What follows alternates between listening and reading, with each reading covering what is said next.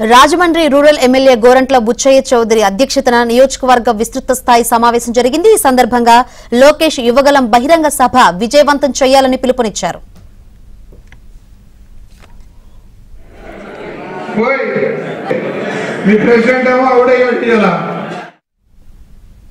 లోకేష్ యువగలం ప్రజా గలంగా మారిందని TDP MLA Gorantla Buchaiah Chowdary అన్నారు। ప్రభుత్వం ఎన్ని అడ్డంకులు సృష్టించినా లోకేష్ పాదయాత్ర విజయవంతంగా సాగిందన్నారు। లోకేష్ పాదయాత్రతో ప్రజల సమస్యలు తెలుసుకున్నారని అన్నారు। లోకేష్ బహిరంగ సభకు వెళ్లేందుకు ఆర్టీసీ బస్సులు ఇవ్వకుండా ప్రభుత్వం అడ్డుకుంటుందని మండిపడ్డారు। ప్రభుత్వం ఎన్ని అడ్డంకులు సృష్టించినా లోకేష్ బహిరంగ సభకు ప్రజలంతా స్వచ్ఛందంగా తరలి వస్తారని ధీమా వ్యక్తం చేశారు। బాబు గారి నాయకత్వంలో యువగలం ఒక ప్రబంధంలాగా ముందుకు సాగింది।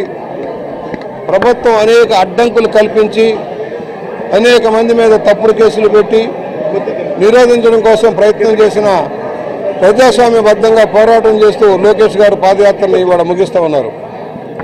400 కిలోమీటర్లు 4000 కిలోమీటర్లు 400 రోజులు పాదయాత్ర చేయాలని నిర్దేశించుకున్న ప్రభుత్వం కల్పించిన తప్పుడు విధానాల కేసుల వల్ల అది వాయిదా పడింది। మరలా కంటిన్యూ చేసి ఎన్నికలకు సన్నద్ధం కావాలి కనుక ఇవాళ విశాఖపట్నంలో దాని ముగింపు కార్యక్రమం జరుగుతూ ఉంది।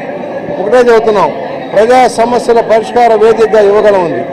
విజ్ఞప్తులు అందే దాన్ని పరిశీలన చేయటమే కాదు, వ్యక్తుల వారీగా వ్యవస్థల వారీగా ప్రాంతాల వారీగా సమస్యల మీద దృష్టి పెట్టేదానికి రాబోయే ప్రభుత్వంలో వాటి పరిష్కారం కోసం కృషి చేసేదానికి లోకేష్ గారు కార్యాచరణతో ముందుకు సాగుతూ ఉన్నారు।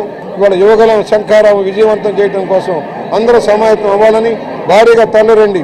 వాహనాలు లేకపోతే రైళ్లలో రండి, బస్సుల్లో రండి, ఆర్టీసీ బస్సుల్లో రండి, వాహనాలుంటే వాహనాలు, ద్విచక్ర వాహనాలు, త్రిచక్ర వాహనాలు ఏది దొరికితే దాంట్లో మీరు వచ్చి ఈ శంఖారావాన్ని విజయవంతం చేయమని ఉత్తరాంధ్ర శంఖారావంతో రాష్ట్రంలో రాబోయే ప్రభుత్వానికి తెలుగుదేశం ప్రభుత్వానికి నాంది పలుకుతామని